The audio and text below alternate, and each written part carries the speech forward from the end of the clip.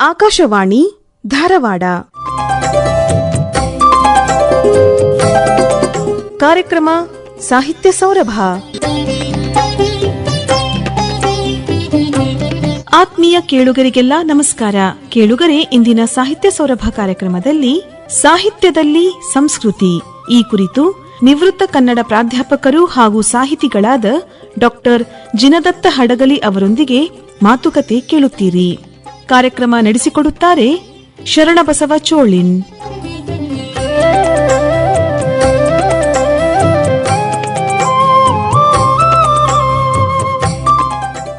ಆತ್ಮೀಯ ಕೇಳುಗರೆ, ಸಾಹಿತ್ಯ ಸೌರಭ ಕಾರ್ಯಕ್ರಮಕ್ಕೆ ಸ್ವಾಗತ, ಸುಸ್ವಾಗತ. ಇವತ್ತು ನಮ್ಮ ಜೊತೆ ಒಬ್ಬರು ಕನ್ನಡ ಪ್ರೊಫೆಸರ್ ಇದ್ದಾರೆ, ಡಾಕ್ಟರ್ ಜಿನದತ್ತ ಹಡಗಲಿ ಅವರು. ಜಿನದತ್ತ ಹಡಗಲಿ ಅವರು ದೇವರ ಸಂಘದ ಸಲಹಾ ಸಮಿತಿಯ ಸದಸ್ಯರು ಮತ್ತು ಕನ್ನಡ ಸಾಹಿತ್ಯ ಪರಿಷತ್ ಧಾರವಾಡ ಜಿಲ್ಲೆಯ ಗೌರವ ಕಾರ್ಯದರ್ಶಿಗಳು 2 ಸಾರಿ ಇದ್ದಾರೆ. ಜೈನ ಅಧ್ಯಯನ ಪೀಠ ಇದೆ ಕನ್ನಡ ವಿಶ್ವವಿದ್ಯಾಲಯದೊಳಗೆ, ಅಲ್ಲಿ ಕೂಡ ಅವರು ಪದಾಧಿಕಾರಿಗಳಾಗಿದ್ದಾರೆ. ಮುಖ್ಯವಾಗಿ JSS ಕಾಲೇಜಿನೊಳಗೆ ಅವರು ಪ್ರಾಧ್ಯಾಪಕರಾಗಿ ಹೆಸರು ಮಾಡಿದ್ದಾರೆ. ನಿಮ್ಮೆಲ್ಲರ ಪರವಾಗಿ ಆತ್ಮೀಯ ಕೇಳುಗರೆ, ಜಿನದತ್ತ ಹಡಗಲಿ ಅವರು ನಾನು ಸ್ವಾಗತ ಮಾಡ್ತೇವೆ. ನಮಸ್ಕಾರ. ನಮಸ್ಕಾರ ಸರ್, ನಿಮಗೆ ಸ್ವಾಗತ, ಸುಸ್ವಾಗತ. ನಮಸ್ಕಾರ ಚೋಳಿನ್ ಸರ್, ತಮಗೂ ಕೂಡ ನಮಸ್ಕಾರ. ಕನ್ನಡದೊಳಗೆ ಭಾವಿಸಿದ ಜನಪದಂ ಅಂತ ಹೇಳಿ ಕವಿರಾಜ ಮಾರ್ಗದಿಂದ ಶುರುವಾದ ನಮ್ಮ ಕನ್ನಡ ಭಾಷೆಯ ಪಯಣ ಈಗ ಆದಿಕವಿ ಪಂಪನಿಂದ ನವೋದಯ ಕಾವ್ಯ, ಬೇಂದ್ರೆ, ಕುವೆಂಪು ಇರ್ಬೋದು, ಅಂದ್ರೆ ಅಲ್ಲಿಂದ ಮುಂದೆ ನವ್ಯ, ಹೀಗಾಗಿ ಬಹಳ ವೈವಿಧ್ಯಮಯವಾಗಿದೆ. ಹಳೆಗನ್ನಡ, ನಡುಗನ್ನಡ, ಹೊಸಗನ್ನಡ, ನವೋದಯ, ಹೀಗೆ ವೈವಿಧ್ಯಮಯವಾಗಿರೋದ್ರಿಂದ ಆ ಒಂದು ಇತಿಹಾಸ ತಿಳಿಯೋದೇ ಒಂದು ರೋಮಾಂಚನಕಾರಿ. ಧಾರ್ಮಿಕ ಕಾವ್ಯವಾದಂಥ ಆದಿಪುರಾಣ ಬಹಳ ಅದ್ಭುತವಾಗಿದೆ. ಕುವೆಂಪು ಅವರ ರಾಮಾಯಣ ದರ್ಶನ ನೋಡಿದ್ರೆ ಅಲ್ಲಿ ನೋಡ್ರಿ ನಿರ್ಲಕ್ಷಿತ ಪಾತ್ರಗಳಿಗೆ ಕೂಡ ಬಹಳ ಮಹತ್ವವನ್ನು ತಂದು ಕೊಟ್ಟಾರ. ಅವರು ಮಂಥರೆ ಅಂತ ಪಾತ್ರವನ್ನ ಅವರು ವೈಭವೀಕರಿಸಿದ್ದಾರೆ. ಮುಕ್ತಿಯನ್ನ ದೊರಕಿಸುವಂತ ಕೆಲಸವನ್ನು ರಾಮ ಮಾಡ್ತಾರೆ. ಅಂದ್ರೆ ಇಂಥ ಒಂದು ನಿರ್ಲಕ್ಷಿತ ಪಾತ್ರಗಳನ್ನ ಗೌರವಿಸುವುದೇನಿದೆ ಅಂದ್ರೆ ವೈವಿಧ್ಯಮಯವಾಗಿ ಕಾವ್ಯಗಳನ್ನ, ರಾಮಾಯಣ ಮಹಾಭಾರತಗಳನ್ನ ತಮ್ಮದೇ ಆದ ಶೈಲಿಯೊಳಗ, ಕರ್ನಾಟಕ ಕಥಾಮಂಜರಿ, ಕುಮಾರವ್ಯಾಸನ ಭಾರತ ಎಷ್ಟು ಅದ್ಭುತವಾಗಿ ಕುಮಾರವ್ಯಾಸ ಹಾಡಿದನೆಂದರೆ ಕಲಿಯುಗ ದ್ವಾಪರವಾಗುವುದು, ಭಾರತ ಕಣ್ಣಲ್ಲಿ ಕುಣಿಯುವುದು ಅಂತ ಹೇಳಿ. ಅಂದ್ರೆ ಹಾಗೆ ಕನ್ನಡವನ್ನ ಅಷ್ಟು ಶ್ರೀಮಂತಗೊಳಿಸಿದಂಥವ್ರು ಕುಮಾರವ್ಯಾಸ ಅವರು. ಮುಧೋಳದ ಕವಿ ರನ್ನನ ಗದಾಯುದ್ಧ ನೋಡ್ರಿ ದುರ್ಯೋಧನನ ಒಂದು ಹೀರೋ ನಾಯಕನನ್ನಾಗಿ ನೋಡ್ತಾರ ಅವ್ರು. ಅಂದ್ರೆ ದುರ್ಯೋಧನ ತಾಯಿ ಕೇಳ್ತಾನಂತೆ, ತಾಯಿ ಎಲ್ಲ ಹೋಗ್ಬಿಟ್ರು, ನೀನು ಹೋಗ್ಬಿಟ್ರೆ ನಾ ಏನ್ ಮಾಡ್ಲಿ, ಅಲ್ಲ ನಮ್ಮ ಅಣ್ಣ ಧರ್ಮಣ್ಣ ಇದಾನಲ್ಲ ಅಂತ ಹೇಳ್ತಾನೆ. ಧರ್ಮರಾಜ ಇದ್ದಾನಲ್ಲ, ನೀ ಯಾಕೆ ಚಿಂತೆ ಮಾಡ್ತೀನಿ. ಧರ್ಮರಾಜನ ಮೇಲೆ ಅಂತ ಪ್ರೇಮ ಅವಂಗೆ. ಅಂದರೆ ಧಾರ್ಮಿಕವಾಗಿ ಅಂದರೆ ಸಮಾನತೆಯನ್ನು ಗೌರವ ಕೊಡುವಂಥ ಧರ್ಮರಾಜನ ಮೇಲೆ ಬಹಳ ಎಲ್ಲಿಲ್ಲದ ಗೌರವ ದುರ್ಯೋಧನಿಗೆ. ಅವನ ವೈರತ್ವ ಏನಿರೋದು ಭೀಮನ ಹಾಗೇನೆ. ಭೀಮ ಮತ್ತು ದುರ್ಯೋಧನ ಯುದ್ಧವನ್ನ ಇಷ್ಟು ಚಂದ ಪ್ರಸಂಗವನ್ನು ತಂದು ಕೊಟ್ಟಿದ್ದಾರೆ. ವೈಶಂಪಾಯನ ಸರೋವರದೊಳಗೆ ಅಡಿಗೆ ಕುಳಿತಿದ್ದು ಅದು ಅಲ್ಲೂ ಕೂಡ ಬೆವರು ಬರ್ತದೆ ಅವಂಗ. ಅಂದ್ರೆ ಈ ಒಂದು ಇಂಥ ಒಂದು ಅದ್ಭುತವಾದ ಸಾಹಿತ್ಯವನ್ನು ನೋಡ್ತಾ ಇದ್ರೆ ನಮ್ಗೆ ಬಹಳ ಸಂತೋಷ ಆಗುತ್ತೆ. ವರ್ಷದ ನಮ್ಮ ಆಕಾಶವಾಣಿ ಸಾಹಿತ್ಯಕ್ಕೂ ಕೂಡ ನಾವು ಸಾಕಷ್ಟು ಕಾಣಿಕೆ ನೀಡಿದ್ವಿ. ಆಕಾಶವಾಣಿ ಜೊತೆಯಲ್ಲಿ 1987 ಅಂದ್ರೆ ನಾನು ಕರ್ನಾಟಕ ಕಾಲೇಜೊಳಗೆ BA ಓದೋವಾಗಿನಿಂದ ಹಿಡ್ಕೊಂಡು ಬಹಳ ಅವಿನಾಭಾವ ಸಂಬಂಧ ಎನ್ನುವಂಥದ್ದಿದೆ ಸರ್ ಆಕಾಶವಾಣಿಗೂ ನನಗೆ. ಅವಾಗ ಯುವ ವಾರ್ತಾಪತ್ರ ಅಂತ ಬರ್ತಿತ್ತು, ನಡುಮನೆಯಲ್ಲಿ ಅಂತ ಬರ್ತಿತ್ತು, ಆಮೇಲೆ ಬೇರೆ ಬೇರೆ ಕಾರ್ಯಕ್ರಮಗಳೆಲ್ಲ ಬರ್ತಾ ಇದ್ವು. ಅವುಗಳನ್ನೆಲ್ಲ ಕೇಳ್ತಾ ಮತ್ತು ಆಕಾಶವಾಣಿ ನನಗೆ ಅವಕಾಶ ಕೊಟ್ಟಿದ್ದರೆ ಹಿನ್ನೆಲೆಯೊಳಗನ ನಾನು ಒಂದು ಉನ್ನತ ಸ್ಥಾನಕ್ಕೆ ಬರಲಿಕ್ಕೆ ಇದು ಸಹಾಯಕವಾಗಿ ನಿಂತ್ಕೋತು ಅಂತ ನಾನು ಬಹಳ ಹೆಮ್ಮೆಯಿಂದ ಹೇಳಲಿಕ್ಕೆ ಬಯಸ್ತೀನಿ ಸರ್. ಯಾಕಂತಂದ್ರೆ ಪ್ರತಿಭೆ ಇರ್ತೈತಿ, ಅವಕಾಶ ಇರಂಗಿಲ್ಲ. ಆ ಸಂದರ್ಭದೊಳಗೆ ಕರ್ನಾಟಕ ಕಾಲೇಜ್ ಬಹಳ ಸಮೀಪ ಆಗ್ತಾ ಇತ್ತು ನಮ್ಗೆ. ಹಂಗಾಗಿ ಒಂದು ಯುವಾಣಿ ಪ್ರೋಗ್ರಾಮ್ ಅಂತೂ ನಮ್ಗೆ ಸಾಕಷ್ಟು ಪ್ರೋಗ್ರಾಮ್ ಅನ್ನ ಕೊಡ್ತು.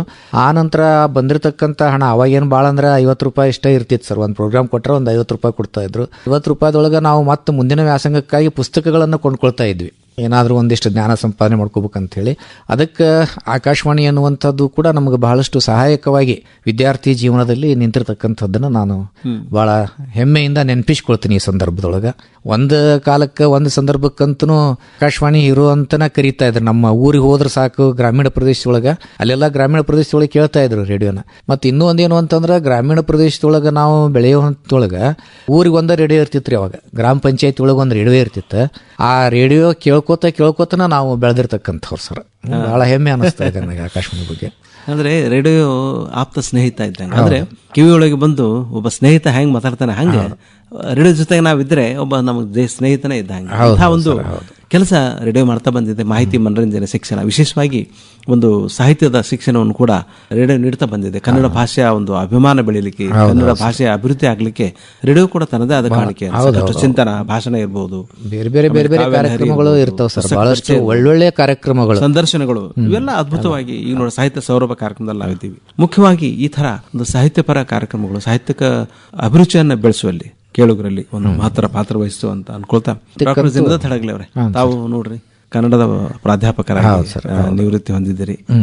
ನೋಡ್ರಿ ಆರಂಭಿಕವಾಗಿ ನಾವು ಜೈನ ಸಾಹಿತ್ಯ ಬಹಳ ಶ್ರೀಮಂತವಾಗಿರುವಂತ ಹಳಗನ್ನಡ ಸಾಹಿತ್ಯದೊಳಗ ನೀವು ಜೈನ ಸಂಪ್ರದಾಯದಲ್ಲಿ ಬೆಳೆದು ಬಂದವರು. ಹೇಗೆ ಈ ಒಂದು ಈ ಪಂಪನ ಒಂದು ಕಾವ್ಯ ಇರ್ಬೋದು, ಈ ಒಂದು ಜೈನ ಸಾಹಿತ್ಯವನ್ನ ತಾವು ಹೇಗೆ ನೋಡ್ತೀರಿ? ಒಂದೇನು ಸರ, ಇಡೀ ಕನ್ನಡ ಸಾಹಿತ್ಯ ಚರಿತ್ರೆಯನ್ನು ನಾವು ತೆಗೆದುಕೊಂಡಾಗ ಕನ್ನಡ ಸಾಹಿತ್ಯಕ್ಕೆ ಅದ್ಭುತವಾಗಿರ್ತಕ್ಕಂತಹ ಭದ್ರವಾಗಿರ್ತಕ್ಕಂತಹ ಬುನಾದಿಯನ್ನು ಹಾಕಿರ್ತಕ್ಕಂಥವರು ಜೈನ ಕವಿಗಳು ಎನ್ನುವಂಥದ್ದು. ಅವರು ಚಂಪು ಸಾಹಿತ್ಯದೊಳಗೆ ಕೃತಿ ರಚನೆಯನ್ನು ಮಾಡಿದರು. ಅವರ ಬೇಸ್ ಮೇಲೆ ಮುಂದೆ ಅದು ಎಂಥದಿತ್ತು ಸಾಹಿತ್ಯ ಅಂತಂದ್ರೆ, ಅದು ಓದು ಬರಹ ಬಲ್ಲಂತಹ ಪಂಡಿತರಿಗೆ ಮಾತ್ರ ಸೀಮಿತವಾಗಿರ್ತಕ್ಕಂಥ ಸಾಹಿತ್ಯ. ಸಾಮಾನ್ಯ ಜನರು ಅದನ್ನು ಓದಿ ಅರ್ಥ ಮಾಡ್ಕೊಳ್ತಕ್ಕಂಥದ್ದು ಬಹಳ ಕಷ್ಟದಾಯಕವಾಗಿರ್ತಕ್ಕಂಥದ್ದಿತ್ತು. ಪಂಪನಿಂದ ಹಿಡಿದುಕೊಂಡು ಇವತ್ತಿನವರೆಗೂ ಕೂಡ ಜೈನ ಅನೇಕ ಕವಿಗಳನ್ನು ನಾವು ಕಾಣ್ತೇವೆ. ಅಲ್ಲಿರ್ತಕ್ಕಂಥ ಕವಿಗಳು ಒಂದು ಧಾರ್ಮಿಕ ಕಾವ್ಯವನ್ನು ಬರೆದ್ರು, ಒಂದು ಲೌಕಿಕ ಕಾವ್ಯವನ್ನು ಬರೆದ್ರು. ಆ ಎರಡು ಕಾವ್ಯಗಳನ್ನು ಛಂದಸ್ಸಿನ ನಿಯಮಕ್ಕೆ ಒಳಪಟ್ಟು ಬರೆದ್ರು ಸರ್ ಅವರು. ಹಾಗಾಗಿ ಅವರು ಎರಡು ಕಾವ್ಯಗಳನ್ನು ಬರೆಯುವಷ್ಟೊತ್ತಿನ ಅವರ ಆಯುಷ್ಯ ಎನ್ನುವಂಥದ್ದು ಮುಗಿದು ಹೋಯ್ತು. ಇವತ್ತಿನಂಗೆ ನಾನು ಅಷ್ಟು ಕಾವ್ಯ ಬರೆದಿನಿ ಇಷ್ಟು ಕಾವ್ಯ ಬರೆದಿನಿ ಅಂತ ಹೇಳ್ಕೊಳ್ಳೋಕೆ ಏನು ಕಾರಣ ಅಂತಂದ್ರೆ, ಅವು ಛಂದಸ್ಸಿನ ನಿಯಮಕ್ಕೆ ಒಳಪಟ್ಟು ಸಾಹಿತ್ಯ ರಚನೆ ಇವತ್ತು ಸಾಧ್ಯ ಇಲ್ಲ. ಹಾಗಾಗಿ ಆ ಕಾಲಘಟ್ಟದೊಳಗೆ ಬರ್ತಕ್ಕಂತಹ ಕಾವ್ಯಗಳನ್ನು ನಾವು ಅವಲೋಕನೆ ಮಾಡಿದಾಗ ಅಲ್ಲಿ ಬರ್ತಕ್ಕಂತಹ ಪ್ರತಿಯೊಂದು ಪದ್ಯವನ್ನು ತೆಗೆದುಕೊಂಡ್ರೂ ಕೂಡ ಒಂದು ಏನೋ ಮೌಲ್ಯವನ್ನು ಜನರ ಮನಸ್ಸಿನೊಳಗೆ ಬಿತ್ತುವಂತಹ ಪ್ರಕ್ರಿಯೆಯನ್ನು ಆ ಕಾವ್ಯ ಎನ್ನುವಂಥದ್ದು, ಆ ಸಾಹಿತ್ಯ ಎನ್ನುವಂಥದ್ದು ಮಾಡಿತು ಎನ್ನುವಂಥದ್ದು. ಧಾರ್ಮಿಕ ಕಾವ್ಯವನ್ನು ಯಾಕೆ ಅವರು ಬರಿತಾ ಇದ್ರು ಅಂತಂದ್ರೆ, ತನ್ನ ಧರ್ಮದ ತತ್ವಗಳನ್ನು ಸಿದ್ಧಾಂತಗಳನ್ನು ಒಂದಿಷ್ಟು ಪ್ರಚಾರ ಮಾಡಬೇಕು ಎನ್ನುವ ಹಿನ್ನೆಲೆಯೊಳಗೆ ಅವರು ಧಾರ್ಮಿಕ ಕಾವ್ಯವನ್ನು ಬರೆದ್ರು. ಲೌಕಿಕ ಕಾವ್ಯವನ್ನು ಬರೆಯುವಂತಹ ಸಂದರ್ಭದೊಳಗೆ ತಮಗೆ ಆಶ್ರಯವನ್ನು ನೀಡಿರ್ತಕ್ಕಂತಹ ಅರಸನನ್ನ ಕಥಾನಾಯಕನನ್ನಾಗಿ ಮಾಡಿಕೊಂಡು ಅವನನ್ನು ಸಂತೃಪ್ತಪಡಿಸಬೇಕು ಅನ್ನುವ ಉದ್ದೇಶದಿಂದ ಒಂದು ಲೌಕಿಕ ಕಾವ್ಯವನ್ನು ಅವತ್ತಿನ ಕಾಲದೊಳಗೆ ಆ ಸಾಹಿತಿಗಳು ಬರ್ಕೋತ ಬಂದರು. ಮುಂದೆ ಅದು 10-12ನೇ ಶತಮಾನದ ತನಕ ಸುದೀರ್ಘವಾಗಿ 11ನೇ ಶತಮಾನ ತನಕನೂ 10ನೇ ಶತಮಾನ ಅಂತಂದ್ರೆ ಅದೊಂದು ಜೈನ ಸಾಹಿತ್ಯದ ಸುವರ್ಣಯುಗ ಅಂತ ಹೇಳಿ ಕರೀತಾರೆ. ಆ ನಂತರ ಏನಾಯಿತು ಅಂತಂದ್ರೆ 12ನೇ ಶತಮಾನಕ್ಕೆ ಬಂದಾಗ ವಚನಕಾರರು ಸಾಮಾನ್ಯ ಜನರಿಗೂ ಕೂಡ ಅರ್ಥವಾಗುವ ಭಾಷೆಯಲ್ಲಿ ಸಾಮಾನ್ಯ ಜನರೂ ಕೂಡ ಬರೆಯಬಹುದಾಗಿರತಕ್ಕಂತಹ ಒಂದು ವಾತಾವರಣವನ್ನು ಅವರು ಸೃಷ್ಟಿ ಮಾಡಿದರು. ಪ್ರೊಫೆಸರ್ ಜನಾರ್ದನ್ ಹಡಗಲಿ ಅವರೇ, ನೋಡ್ರಿ ಈಗ ನೀವು ಅಂದ್ರೆ ಅಧ್ಯಾಪನ ಮಾಡೋ ಸಂದರ್ಭದೊಳಗ ಅವಾಗ ನೀವು ಅಂದ್ರೆ ಸೇರಿದ್ದು 1990ರ ಆಸ್ಪಾಸ್ನಲ್ಲಿ, 91ನೇ ಇಸ್ವಿ ಒಳಗ. ಅವಾಗ ಮತ್ತೆ ನಾವು ವಿಚಾರ ಮಾಡ್ತಾ ಇದ್ರೆ ಕನ್ನಡ ಸಾಹಿತ್ಯದ ಅಭಿರುಚಿ ವಿದ್ಯಾರ್ಥಿಗಳಲ್ಲಿ ಈಗ ಹೇಗಿದೆ? ಈಗ ಎಲ್ಲ ಕ್ಷೇತ್ರದೊಳಗೂ ಸಹಿತ ಸಾಹಿತ್ಯ ಅಭಿರುಚಿ ಮಾತ್ರವಲ್ಲ, ಆಸಕ್ತಿ ಎನ್ನುವಂಥದ್ದು ಇವತ್ತಿನ ಯುವ ಜನಾಂಗದಲ್ಲಿ ಬಹಳಷ್ಟು ಓದಿನ ಬಗ್ಗೆ ಕಡಿಮೆ ಆಗ್ತಾ ಇದೆ ಸರ್. ಆ ಓದು ಎನ್ನುವಂಥದ್ದು ವ್ಯಕ್ತಿತ್ವವನ್ನು ನಿರ್ಧಾರ ಮಾಡ್ತತಿ ಅನ್ನೋದನ್ನು ಮರೆತು, ಯಾಕಂದ್ರೆ ಇವತ್ತಿನ ಆಧುನಿಕ ಟೆಕ್ನಿಕಲ್ ಯುಗದೊಳಗೆ, ನಮ್ಮ ಯಾಂತ್ರಿಕ ಯುಗದೊಳಗೆ ಏನಾಗ್ಬಿಟ್ಟೈತಿ ಅಂತಂದ್ರೆ, ಓದು ಬರಹ ಎನ್ನುವಂಥದ್ದು ಇನ್ನೊಂದು ಸ್ವಲ್ಪ ದಿವಸ ಹೋದ್ರೆ ಬರವಣಿಗೆನೂ ಕೂಡ ನಿಲ್ತೈತಿ ಅನ್ನೋಷ್ಟರ ಮಟ್ಟಿಗೆ ಇವತ್ತು ಇರ್ತಕ್ಕಂಥದ್ದನ್ನ ನಾವು ಕಾಣ್ತೀವಿ. ಮತ್ತು ಮೌಲ್ಯಗಳನ್ನು ನಾವು ಮನಸ್ಸಿನೊಳಗೆ ಸಂಸ್ಕಾರವನ್ನು ಬಿತ್ತಬೇಕು ಅಂತಂದ್ರೆ, ಈ ಕಾವ್ಯಗಳನ್ನು ಇಟ್ಕೊಂಡು ನಾವು ಪಾಠ ಮಾಡ್ತಾ ಇದ್ವಿ ಅಂತಂದ್ರೆ ಕುಂತು ಕೇಳ್ತಾ ಇದ್ರು ಜನ. ಅಂದರೆ ವಿದ್ಯಾರ್ಥಿಗಳು ಕೇಳ್ತಾ ಇದ್ರು. ಎಲ್ಲರ ನಾವು ಭಾಷಣಕ್ಕೆ ಹೋದ್ವಿ ಅಂತಂದ್ರೆ ಅದರಲ್ಲಿರ್ತಕ್ಕಂಥ ಕಾವ್ಯಗಳಿರ್ತಕ್ಕಂಥ ಆದರ್ಶಗಳನ್ನು ಮೌಲ್ಯಗಳನ್ನು ನಾವು ಹೇಳ್ತಾ ಹೊಂಟ್ವಿ ಅಂತಂದ್ರೆ ಕುಂತು ಜನ ಕೇಳ್ತಾ ಇದ್ರು, ಆಸಕ್ತಿಯಿಂದ ಕೇಳ್ತಾ ಇದ್ರು. ಇವತ್ತು ವಿದ್ಯಾರ್ಥಿಗಳಲ್ಲಿಯೂ ಕೂಡ ಆಸಕ್ತಿ ಕಡಿಮೆ ಆಗ್ತಾ ಇದೆ. ಮತ್ತು ಅಧ್ಯಾಪಕರಲ್ಲಿಯೂ ಕೂಡ ಹಳಗನ್ನಡ ಸಾಹಿತ್ಯದ ಬೋಧನೆಯನ್ನು ಮಾಡುವುದು ಕೂಡ ಒಂದಿಷ್ಟು ಅಧ್ಯಾಪಕರಿಗೆ ಯಾಕೋ ಒಂದು ರೀತಿ ಬೇಡೇನೋ ಅನ್ನುವಷ್ಟರ ಮಟ್ಟಿಗೆ ಇವತ್ತು ಇರ್ತಕ್ಕಂಥದ್ದನ್ನ ನಾವು ಕಾಣ್ತಾ ಇದ್ದೀವಿ. ನಿಮಗೆ ಬಹಳ ಇಷ್ಟವಾದಂತಹ ಸಾಹಿತ್ಯ ಯಾವುದನ್ನು ನೀವು ನಾನು ಬಹಳ ಇಷ್ಟಪಟ್ಟು ಬೋಧಿಸಿದ್ರಿ? ಹಳಗನ್ನಡ ಸಾಹಿತ್ಯ ಅಂತಂದ್ರೆ ನನಗೆ ಬಹಳ ಇಷ್ಟ ರೀ. ಅದರ ನಂತರ ಹಂಗ ವಚನ ಸಾಹಿತ್ಯನೂ ಕೂಡ, ಅಂದ್ರೆ ಇಂಥದ್ದು ಇಷ್ಟ ಇಂಥದ್ದು ಅನಿಷ್ಟ. ಅದರೊಳಗೆ ಈಗ ಪಂಪ ಭಾರತ ಇರ್ಬೋದು, ಅದು ಹೇಗೆ ಛಂದಸ್ಸು ಮೂಲಕವಾಗಿ ಅಂದ್ರೆ ರೂಪಕ ಉಪಮೇಯಗಳನ್ನು ಇಷ್ಟು ಚಂದ ತಗೊಂಡ್ಬರ್ತಾರ ಅವರು, ಬಹಳಷ್ಟು ಮತ್ತೆ ಅದ್ಭುತವಾಗಿ ಕಟ್ಟಿಕೊಡ್ತಾರೆ. ಶ್ರವಣ ಬೆಳಗೊಳದೊಳಗೆ ಬಾಹುಬಲಿ ನಮ್ಗೆ ಪ್ರತ್ಯಕ್ಷ ಸಾಕ್ಷಿ. ಸೊ ಹಂಗಿರೋದ್ರಿಂದ ಈ ಭಾರತ ಬಾಹುಬಲಿಯ ಮಧ್ಯದ ಒಂದು ವಾಗ್ವಾದ ಏನಿದೆ ಅಲ್ಲ, ಅದು ಹೇಗೆ ಅವ್ರಿಗೆ ಒಂದು ವೈರಾಗ್ಯವನ್ನು ತಂದು ಕೊಡ್ತು. ಮತ್ತು ಆದ ನಂತರ ಹೇಗೆ ಭರತ ಬಾಹುಬಲಿ ಇವ್ರ ಮಧ್ಯದ ಒಂದು ಸಂಬಂಧವನ್ನ ಯಾವ ರೀತಿ ತಾವು ನೋಡ್ತೀರಿ? ಒಂದು ಏನಾಯ್ತು ಸರ್, ಆಗಿನ ಕಾಲದೊಳಗ ಯುದ್ಧ ಎನ್ನುವಂಥದ್ದು ಬೇಡ ಅನ್ನುವಂಥ ರೀತಿಯೊಳಗೆ ಯುದ್ಧವನ್ನ ಮಾಡೋದ್ರಿಂದ ಎಷ್ಟೋ ಜನ ಸಾಯ್ತಾರೆ, ನಾಶ ಆಗ್ತೈತಿ. ಅದು ಆಗಬಾರ್ದು ಅನ್ನೋ ಕಾರಣಕ್ಕೋಸ್ಕರ ಅಂದರೆ ಆ ಎಲ್ಲ ತನ್ನ ಸಹೋದರರನ್ನು ತಾನು ಗೆಲ್ಲಬೇಕು ಎನ್ನುವಂತಹ ಆಶೆ ಭರತನಿಗೆ. ಹಾಗಾಗಿ ಎಲ್ಲ ಗೆದ್ಕೋತ ಬರ್ತಾನ. ಬಾಹುಬಲಿ ಅಂತಕ್ಕೆ ಬಂದ ಹೊತ್ತಿನೊಳಗೆ ಬಾಹುಬಲಿ ತನ್ನ ಪ್ರದೇಶದೊಳಗೆ ಅವನಿಗೆ ಎಂಟ್ರಿ ಕೊಡೋದಿಲ್ಲ. ಆ ಚಕ್ರಕ್ಕೆ ಪ್ರವೇಶವನ್ನು ಕೊಡದೇ ಇರತಕ್ಕಂಥ ಸಂದರ್ಭ ಸನ್ನಿವೇಶದೊಳಗೆ ಯುದ್ಧ ಎನ್ನುವಂಥದ್ದು ಅನಿವಾರ್ಯವಾಗ್ತಾ ಇದೆ. ಜಗತ್ತು ನಾಶ ಆಗಬಾರ್ದು ಅಥವಾ ಸಾವು ನೋವುಗಳಾಗಬಾರದು ಅನ್ನುವಂಥ ದೃಷ್ಟಿಯಿಂದ ಇಬ್ಬರ ಮಧ್ಯದಲ್ಲಿಯೇ ಯುದ್ಧ ನಡೆಯಬೇಕು ಅಂತ ಹೇಳಿ ತೀರ್ಮಾನ ಮಾಡ್ತಾರೆ. ಯಾರೂ ಸಾವು ನೋವುಗಳನ್ನ ಅನುಭವಿಸಬಾರ್ದು. 3 ರೀತಿಯ ಯುದ್ಧಗಳು ಅಲ್ಲಿ ನಡೀತಾ ಇದ್ದಾವೆ. ಒಂದು ದೃಷ್ಟಿ ಯುದ್ಧ ಎನ್ನುವಂಥದ್ದು, ಒಬ್ಬರ ದೃಷ್ಟಿಯನ್ನ ಒಬ್ಬರು ಏಕದೃಷ್ಟಿಯಿಂದ ನೋಡ್ತಾ ನಿಲ್ತಕ್ಕಂಥದ್ದು, ಯಾರ ಕಣ್ಣು ಪಿಳುಕಿಸ್ತಾರೆ ಅವರು ಸೋತ ಹಾಗೆ ಎನ್ನುವಂಥದ್ದು. ಎರಡನೇದು ಜಲಯುದ್ಧ ಎನ್ನುವಂಥದ್ದು, ನಡೆದವರೆಗೆ ನೀರಿನಲ್ಲಿ ನಿಂತ್ಕೊಂಡು ಅವನ ಮುಖಕ್ಕೆ ಇವ ನೀರು ಗೊಜ್ಜೋದು, ಇವನ ಮುಖಕ್ಕೆ ಅವ ನೀರು ಗೊಜ್ಜೋದು, ಯಾರು ಹಿಂದಕ್ಕೆ ಸರಿತಾರೆ ಅವರು ಸೋತ ಹಾಗೆ. ಇನ್ನೊಂದು ಮಲ್ಲಯುದ್ಧ ಎನ್ನುವಂಥದ್ದಿದೆ. ಆ 3 ಯುದ್ಧಗಳಲ್ಲಿ ಬಾಹುಬಲಿ ಗೆಲುವನ್ನ ಸಾಧಿಸ್ತಾನೆ. ಅಜಾನುಭಾವ ವ್ಯಕ್ತಿತ್ವ, ಅವನ ಸರಿಸಾಟಿ ಅಲ್ವೇ ಅಲ್ಲ. ಅವ ಅಷ್ಟು ಅಜಾನುಭಾವ ಎತ್ತರ ಇದ್ದಾಗ ಅವನು ಒಂದು ನೀರು ಹಿಂಗೆ ಹೊಡೆದ ಅಂತಂದ್ರೆ ಅವನು ಹೊಟ್ಟಿಗೆ ಬಡಿತಿತ್ತ ಹೊರತು ಅವನ ಮಕ್ಕಕ್ಕಂತೂ ಬಡಿತಾ ಇರಲಿಲ್ಲ. ಇಷ್ಟೆಲ್ಲ ಆದ್ರೂ ಕೂಡ ಅವನಿಗೆ ಒಂದು ರೀತಿ ನಿರ್ಲಿಪ್ತ ಭಾವನೆ, ಜಿಗುಪ್ಸಾ ಮನೋಭಾವನೆ ಬಂದ್ಬಿಡ್ತತಿ. ಒಂದು ಕ್ಷಣ ವಿಚಾರ ಮಾಡ್ತಾನವ, ಇಷ್ಟೆಲ್ಲ ನಾನು ಯಾಕೆ ಮಾಡಿದೆ, ಎದ್ರ ಸಲುವಾಗಿ ಮಾಡಿದೆ, ಇವತ್ತಿಲ್ಲ ನಾಳೆ ಈ ಶರೀರ ಎನ್ನುವಂಥದ್ದು ನಶಿಸಿ ಹೋಗ್ತಕ್ಕಂಥದ್ದು. ಆತ್ಮ ಶುದ್ಧಿಗೋಸ್ಕರ, ಆತ್ಮ ತೃಪ್ತಿಗೋಸ್ಕರ ಅಥವಾ ಮೋಕ್ಷ ಸಾಧನೆಗೋಸ್ಕರ ನಾನು ಏನು ಮಾಡಬೇಕು ಅಂತ ವಿಚಾರ ಮಾಡಿ ತಕ್ಷಣ ಆ ಭರತನನ್ನ ಎತ್ತಿಂಗ್ ಒಗಿಬೇಕು ಅನ್ನೋಷ್ಟೊತ್ತಿನ ನಿಧಾನವಾಗಿ ಹೂವಿನ ಇಳಿಸಿದ ಹಾಗೆ ಅವನ ಕೆಳಗೆ ಇಳಿಸ್ತಾನೆ. ಇಳಿಸಿ ಅವನಿಗೆ ಹೇಳ್ತಾನೆ, ಇಲ್ಲಪ್ಪ ಇದು ನನಗೆ ಭೂಮಿ ಬೇಡ, ನೀನ ಭೂಮಿ ತಗೊಂಡ್ಬಿಡು ಅಂತ ಹೇಳಿ ಆ ಭೂಮಿಯನ್ನ ಅವನಿಗೆ ಕೊಟ್ಟ ತಾನು ತಪಸ್ಸಿಗೆ ನಿಂತ್ಕೊಳ್ತಾನೆ. ಹಾಗೆ ತಪಸ್ಸಿಗೆ ನಿಂತಾಗಲೂ ಕೂಡ ಅಂತಿಮ ಕ್ಷಣದಲ್ಲಿ ಅವನಿಗೆ ಮೋಕ್ಷ ಪ್ರಾಪ್ತಿ ಆಗೋದಿಲ್ಲ. ಯಾಕಾಗೋದಿಲ್ಲ ಅಂತಂದ್ರೆ ಅವನ ಮನಸ್ಸಿನೊಳಗೆ ಒಂದು ಕೊರಿತಾ ಇದೆ, ಇದು ಭೂಮಿ ನನ್ನದಲ್ಲ, ನಾ ಈ ಭೂಮಿಯನ್ನ ಗೆದ್ದ ನಂತರ ನಾನು ನನ್ನ ಭರತನಿಗೆ ಕೊಟ್ಬಿಟ್ಟಿದ್ದೇನೆ, ಹಾಗಾಗಿ ಇದು ಅವನ ಭೂಮಿ. ಅವನಿಗೆ ಮೋಕ್ಷ ಪ್ರಾಪ್ತಿ ಆಗದೇ ಇದ್ದಾಗ ಭರತ ಓಡಿ ಬರ್ತಾನೆ, ಕೇಳ್ತಾನೆ, ಇಲ್ಲಪ್ಪ ಇದು ನಿನ್ನದೇ ಭೂಮಿ, ಹಾಗೆಲ್ಲ ವಿಚಾರ ಮಾಡ್ಲಿಕ್ಕೆ ಹೋಗ್ಬೇಡ, ನೀ ಕೊಟ್ಟದ್ದಕ್ಕೆ ನಾ ತಗೊಂಡಿನಿ ಅಂತ ಹೇಳಿ ಅವನ ಪಾದಗಳ ಮೇಲೆ ಬಿದ್ದಾಗ, ಅವನ ಪಾದದ ಮೇಲೆ ಬಿದ್ದ ಸಂದರ್ಭದಲ್ಲಿ ಆ ಭರತನ ಕಣ್ಣೀರು ಬಾಹುಬಲಿಯ ಪಾದವನ್ನ ತೊಳೆದು ಅಂತಕ್ಕಂಥದ್ದನ್ನ ನಾವು ಕಾಣ್ತೇವೆ. ಅಷ್ಟು ಉತ್ಕೃಷ್ಟವಾಗಿ ಆ ಕಾವ್ಯವನ್ನ ಅಲ್ಲಿ ಬರೆದದ್ದನ್ನು ನಾವು ಕಾಣ್ತೇವೆ. ಅವನ ಭರತನ ಪರಿಸ್ಥಿತಿಯನ್ನ ಕಂಡು ಬಾಹುಬಲಿನ ಕಣ್ಣಲ್ಲಿ ನೀರು ಬರ್ತಾ ಇವೆ. ಆ ಬಾಹುಬಲಿಯ ಕಣ್ಣೀರು ಆಶೀರ್ವಾದದ ರೂಪದಲ್ಲಿ ಕೆಳಗ ಭರತನ ತಲೆಯ ಮೇಲೆ ಅವು ಬೀಳುತ್ತಾ ಇವೆ. ಇಂಥ ಅನೇಕ ವಿಧದ ರೂಪಕಗಳನ್ನ ಅಲ್ಲಿ ಕೊಟ್ಟದನ್ನ, ಭಾವನಾತ್ಮಕವಾಗಿರ್ತಕ್ಕಂಥ ವಿಚಾರಗಳನ್ನ ಅಲ್ಲಿ ಹೇಳಿದ್ದನ್ನ ನಾವು ಕಾಣ್ತೇವೆ. ಈ ರೀತಿ ಒಳಗ ಆದಿಕವಿ ಪಂಪ ನೋಡ್ರಿ ಕನ್ನಡ ಸಾಹಿತ್ಯಕ್ಕೆ ಒಂದು ಭದ್ರ ಬುನಾದಿಯನ್ನು ತಂದು. ಹೌದೌದ್ರಿ, ಖಂಡಿತವಾಗಿ ಕೂಡ ಜೈನ ಸಾಹಿತ್ಯ ಬಹಳ ಶ್ರೀಮಂತವಾದ ಸಾಹಿತ್ಯವನ್ನ ತಂತು. ಆ ನಂತರ ನಮ್ಮ ರಣನ ಗದಾಯುದ್ಧ ಇರ್ಬೋದು, ಆಮೇಲೆ ಕವಿರಾಜ ಮಾರ್ಗ ಅಂತ ಒಂದು ಕೃತಿ ಬರ್ತದೆ. ಕವಿರಾಜ ಮಾರ್ಗ, ಶ್ರೀ ವಿಜಯನ ಕವಿರಾಜ ಮಾರ್ಗದಲ್ಲಿಯೂ ಕೂಡ ನಮ್ಮ ಗಡಿ ರೇಖೆಗಳನ್ನ ಹೇಳುವಂತಹದ್ದಿದೆ. ಆನಂತರ ಕನ್ನಡಿಗರು ಎಂಥವರಿದ್ರು ಕುರಿತು ಓದದೆಯೂ ಕಾವ್ಯ ಪ್ರಯೋಗ ಪರಿಣತಮತಿಗಳು ಅನ್ನುವಂಥ ಮಾತನ್ನ ಅಲ್ಲಿ ಬಳಸ್ತಾರೆ. ಕನ್ನಡಿಗರು ಯಾವುದೇ ರೀತಿಯ ಓದು ಬರಹ ಬರದೇ ಇದ್ರೂ ಕೂಡ ಒಳ್ಳೊಳ್ಳೆ ಸಾಹಿತ್ಯ ರಚನೆಯನ್ನ ಮಾಡಬಲ್ಲಂತ ಶಕ್ತಿ ಸಾಮರ್ಥ್ಯವನ್ನ ಹೊಂದಿದ್ರು ಅನ್ನೋದಕ್ಕೆ ನಮ್ಮ ಜಾನಪದ ಸಾಕ್ಷಿಯಾಗಿ ನಿಂತ್ಕೊಳ್ತಾ ಇದೆ. ಜಾನಪದರಿಗೆ ಓದು ಬರಹ ಬರ್ತಿರ್ಲಿಲ್ಲ, ಆದ್ರೂ ಸಹಿತ ಅವ್ರು ಬರ್ದಿರ್ತಕ್ಕಂಥ ಕಾವ್ಯ, ಅವ್ರು ಬರ್ದಿರ್ತಕ್ಕಂಥ ಸಾಹಿತ್ಯ ಇವತ್ತಿಗೂ ಕೂಡ ಜೀವಂತವಾಗಿರ್ತದೆ. ಅಂಗಾಲ ತೊಳೆದೇನ, ಹೌದು, ತೆಂಗಿನ ಎಳೆನೀರ ತಕ್ಕೊಂಡು ಬಂಗಾರದ ಮೋರೆ ತೊಳೆದೇನ, ಓದಿಲ್ಲ ಆದ್ರೆ ಎಷ್ಟು ಚಂದ ಭಾವನೆಗಳು. ಆಮೇಲೆ ಹೇಳುವಂತ ಸಂದರ್ಭದೊಳಗ ಬೆಳಗಾಗ ನಾನು ಎದ್ದು ಯಾರ್ಯಾರ ನೆನೆಯಲಿ, ಎಳ್ಳು ಜೀರಿಗೆ ಬೆಳೆಯೋಳ, ಎಳ್ಳು ಜೀರಿಗೆ ಬೆಳೆಯೋಳ ಭೂಮಿ ತಾಯಿ ಎದ್ದೊಂದು ಗಳಿಗೆ ನೆನದೇನ. ಸೊ ದಿನನಿತ್ಯದ ಬದುಕಿನೊಳಗನ ಅವರು ಇಂತಹ ಕಾವ್ಯಗಳನ್ನ ಸೃಷ್ಟಿ ಮಾಡಿಕೊಳ್ತಾ ಇದ್ರು ಎನ್ನುವಂಥದ್ದು.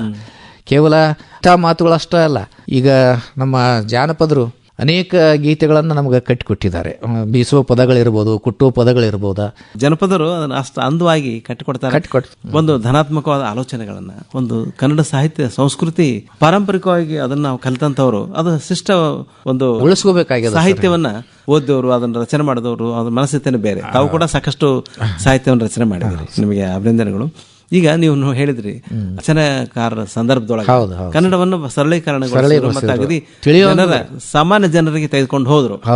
ಆ ಬಸವಾದಿ ಪ್ರಮಥರು ಒಂದು ಜನಮಾನಸಕ್ಕೆ ಹತ್ತಿರವಾಗಿ ಸಾಹಿತ್ಯವನ್ನು ನೀಡಿದ್ರು. ಸಮಾಜದ ಒಂದು ನಿರ್ಮಾಣಕ್ಕೆ ಅವ್ರು ನೀಡಿದಂತ ಕಾಣಿಕೆ ಅಂತ ಬಹಳ ಅಗಾಧವಾಗಿರ್ತಕ್ಕಂಥದ್ದು ಸರ್ ಅದು. ಯಾಕಂತಂದ್ರೆ ಸಮಾಜದಲ್ಲಿರ್ತಕ್ಕಂತಹ ಮೌಢ್ಯವನ್ನ ಹೊಡೆದೋಡಿಸಬೇಕು ಎನ್ನುವಂತ ಹಿನ್ನೆಲೆಯೊಳಗೆ ವಚನಕಾರರು ವಚನಗಳನ್ನ ರಚನೆ ಮಾಡಿದ್ದನ್ನ ನಾವು ಕಾಣ್ತೇವೆ. ಜೊತೆಗೆ ಅವರು ಕೇವಲ ವಚನಗಳನ್ನ ರಚನೆ ಮಾಡೋದು ಅಷ್ಟ ಆಗಿರಲಿಲ್ಲ. ಅನೇಕ ಜನ ವಚನಕಾರರು, ಕೆಲವೊಂದಿಷ್ಟು ವಚನಕಾರರು ಇನ್ನೂ ಬೆಳಕಿಗೆ ಬಂದಿಲ್ಲ. ಬೇಕಾದಷ್ಟು ಜನ ವಚನಕಾರರು ಅದಾರ.